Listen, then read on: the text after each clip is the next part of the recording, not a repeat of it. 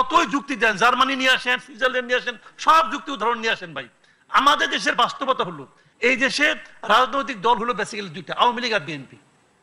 শেখ হাসিনা খারাপ ছিল, আপনি আমাকে বলেন আওয়ামী লীগের খারাপ দল, আপনি নির্বাহী আদেশে তাকে নিষিদ্ধ করছেন, নির্বাহী আদেশ আপনি দিতেই পারেন, নির্বাহী আদেশটা কে সই করছে? আপনি কে ভাই? আপনার কি গ্রহণযোগ্যতা ছিল আমাকে আপনি বলেন? আপনার কি অতীত, আপনার কি বর্তমান? ওই যে আপনার আমল নামা নিয়ে তো এক সচিব, সাবেক সচিব তো বসে আছে, সে তো বলতেছে 8টার নাম আছে, ওই 8টার মধ্যে তো আপনিও আছেন।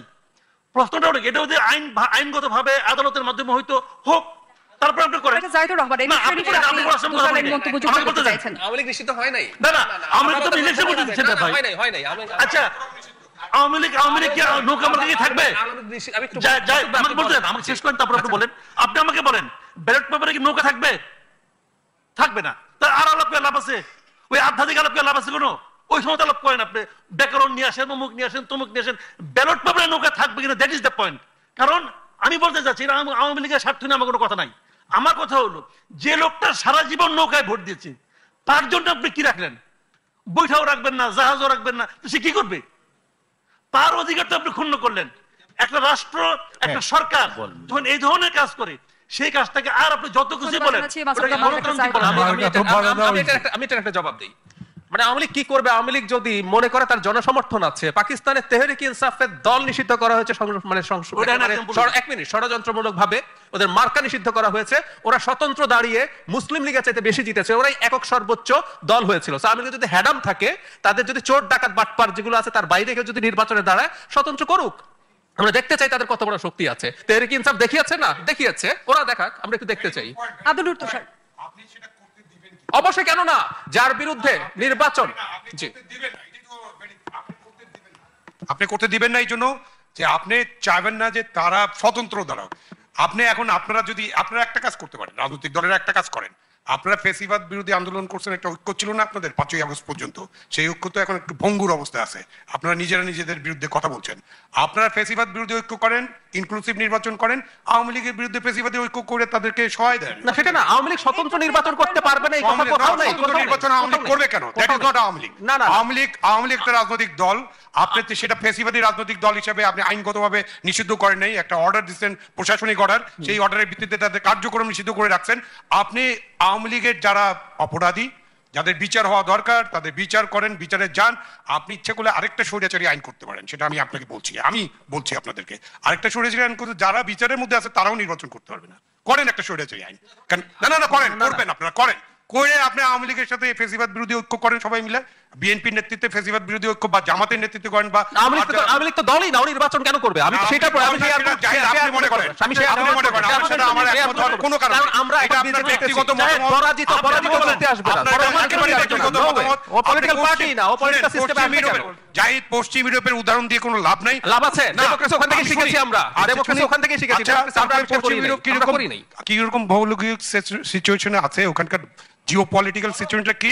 বাংলাদেশ এখন দলের কথা বলেছো, আওয়ামী লীগের মতো দেশকে ধ্বংস করে চলে যায় নাই। বাংলাদেশে আপনি এটা করে এফডির সাথে বাংলাদেশে পশ্চিম ইউরোপের মতো নিষিদ্ধ করে আপনি পার পাবেন। এফডি হাসিনার চাইতে আওয়ামী লীগের তুলনায় ফেরেশতা, তারপর ওই দল নিষিদ্ধের আলাপ আসছে। আর হাসিনার মতো একটা আটার মাফিয়া এবং তার একটা সন্ত্রাসী দল পলিটিক্যাল সিস্টেমে রাখতে বলছি। হাসিনা মাফিয়া, কোনো অসুবিধা নাই। দল অ্যাজ এ হোল জাতিসংঘের রিপোর্টে, আমি আপনাকে একটু ফর ইওর কাইন্ড ইনফরমেশন, জাতিসংঘের রিপোর্টে দলকে অ্যাক্সেস করা হয়েছে। জাতিসংঘের রিপোর্টে আরো অনেক কিছু আছে যেটা আপনারা বলেন না। মানে আমাদের বুদ্ধিজীবীদের, আমাদের সুশীল সমাজ, রাজনৈতিক নেতারা জাতিসংঘের পুরো রিপোর্ট ঠিকমতো পড়বেন না, কিছু বলবেন না। আমি পড়েছি ফর ইওর কাইন্ড ইনফরমেশন, আপনি চাইলে আপনার সাথে এটা আলোচনা করতে পারেন। এই যে আইসিডি বিচার নিয়ে জাতিসংঘ রিপোর্টে 1500 নিহতের কথা বলা হয়েছে, 1400। আপনি এখন পর্যন্ত 832 জনের তালিকা দিয়েছেন, আপনি 1500 নিহত হয়েছে এটা বলে যাচ্ছেন এক অবিল্লায়। এই যে জুলাই ঘোষণা, সেখানে আপনার প্রধান উপদেষ্টা 1000, জাতিসংঘ 1400 বলেছে 15 আগস্ট পর্যন্ত, 15 আগস্ট পর্যন্ত। সুতরাং আপনারা এতদিন ধরে বারবার বলছেন যে 1500 মানুষ নিহত হয়েছে এই আন্দোলনে। দ্যাট ইজ রং, মিথ্যাচার। তাহলে সেটা বলেন না, সেটা কোনোদিন বলবেন না, এটা বলবেন না। আর বলবেন যে না 1500 বিষয়ে কিছু যুক্ত করবেন কিনা? আমি যুক্ত না করি, আমি অন্য জায়গা থেকে বলি। সেটি হচ্ছে যে কে নিষিদ্ধ হলো না, এটা একটা যেমন তর্ক। কে নিষিদ্ধ হলো না এটা যেমন একটা তর্ক, কিন্তু স্বতন্ত্র হয়ে কি কেউ নির্বাচন করতে পারবে কিনা এই বিষয়টির উপর একটি প্রশ্ন এই অন্তর্বর্তী সরকার স্থাপন করেছে যখন ব্যারিস্টার সুমনকে ধরে নিয়ে গেছে। কারণ ব্যারিস্টার সুমন ছিলেন স্বতন্ত্র প্রার্থী। এখন আপনি যখন একজন স্বতন্ত্র প্রার্থীকে বলবেন যে আপনি দোষর এবং তারপর তাকে ধরে আটকে রাখবেন, তাহলে তো বলতে হবে যে স্বতন্ত্র হলেও দোষর চিহ্নিত করা যায়, এবং যারা স্বতন্ত্র দাঁড়াবেন তারা সুমনকে দেখে ভাববেন যে তারাও ভবিষ্যতে জেলখানায় ঢুকে যেতে পারেন। ফলে অন্তর্বর্তী সরকারের যে ধরনের নিরপেক্ষতা দেখানো প্রয়োজন ছিল, উনি অগাস্টের মধ্যে যুবলীগের হয়ে মাঠে ওনার শক্তি প্রদর্শন করেছেন। সার্জিস আলমও এই মে মাসে বঙ্গবন্ধুকে নিয়ে বক্তৃতা দিয়েছে বা তার আগে দিয়েছে। আমরা তো সেটা বিবেচনা করছি না। আমরা দেখবো যে যৌক্তিকভাবে যে সুমন কি স্বতন্ত্র নির্বাচন করেছিলেন, সুমন স্বতন্ত্র নির্বাচন করেছিলেন এবং তিনি নৌকাকে পরাস্ত করেছিলেন। এখন নৌকার লোকই যদি স্বতন্ত্র এসে দাঁড়ায় তাহলে একই ঘটনাটাই ঘটবে, যে কারণে সুমন জেলখানায়। এমনকি জাহিদের কথাও যদি যুক্তিপূর্ণভাবে আমি ধরে নেই, সুমন যুবলীগ করেছে অতএব সুমন জেলখানায়, তাহলে কিছুদিন আগে যে আওয়ামী লীগ করতো সেও আবার স্বতন্ত্র দাঁড়ালে জেলখানায় যাবে। কিন্তু তাহলে ডাইনে অথবা বামে একই ঘটনা ঘটবে। সবাই তো জোর করে একটু সময় নিয়ে নেয়। আমি অন্য জায়গাটাতে আসি, সেটা হচ্ছে যে এই ফলকার টুর্কের রিপোর্টটা আসলে খুবই, আমি বলবো যে অর্ধেক অর্ধেক পরে, সবাই সামনের টুকু একদল পরে, পেছনের টুকু একদল পরে। ফলকার টুকু একটা জায়গায় বলেছেন যে রিভেঞ্জ কিলিং হয়েছে, প্রতিশোধমূলক হত্যাকাণ্ড।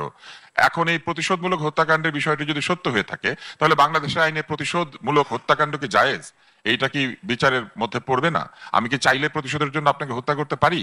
এইটা যদি বাংলাদেশের আইনে না থাকে তাহলে ফলকার টুর্কের ওই রিপোর্ট অনুযায়ী প্রতিশোধমূলক হত্যাকাণ্ডেরও বিচার করা প্রয়োজন, এবং সেই প্রতিশোধমূলক হত্যাকাণ্ড জায়েজ কিনা এইটাও তো আমাদেরকে আইনের মাধ্যমে করতে হবে। ফলে যে কোনো হত্যাকাণ্ডকে আমি মনে করি যে বিচারের আওতা আনা উচিত।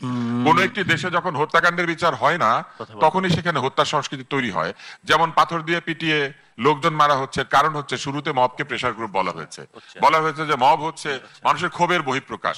ক্ষোভের বহিঃপ্রকাশের জন্য আপনি আইন হাতে তুলে নিতে পারেন না। এবং এই অন্তর্বর্তী সরকার ঠিক বাংলা ছবির শেষ দৃশ্যে যেমন একদল লোক এসে বলতো আইন হাতে তুলে নেবেন না প্লিজ, ততক্ষণে নায়কের হাতে ভিলেন নিহত হয়েছে।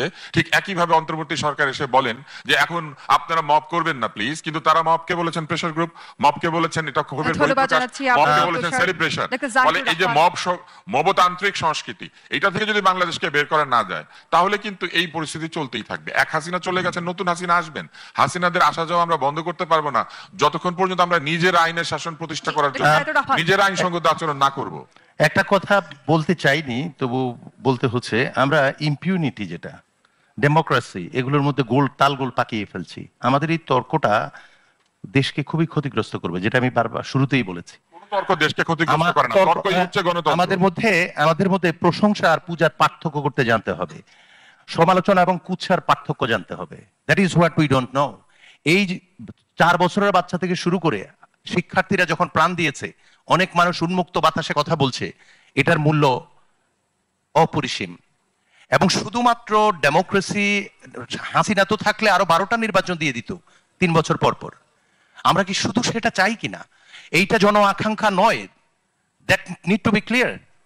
আমরা চাই, আমরা এমন একটি সরকার চাই, এমন মানুষের উপর ভরসা করতে চাই যারা নিজের উপর নিজে ভরসা করার উপযুক্ত।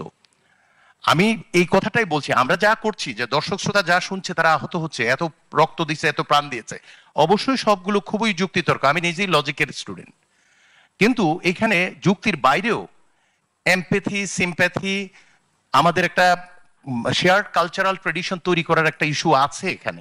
এখানে বক্তব্যের আমাদের অ্যাপ্রোচের প্যাটার্ন নির্ধারণ করবে আমরা আসলে পরবর্তীতে যে সরকার আসবে সেটা হাসিনার মতো হবে কিনা। আমরা কারো না কারো উপর নির্ভর করতে হবে এবং তাদেরকে আমরা সহযোগিতা করতে চাই, উৎসাহিত করতে চাই খারাপ কাজ থেকে বিরত রাখার জন্য।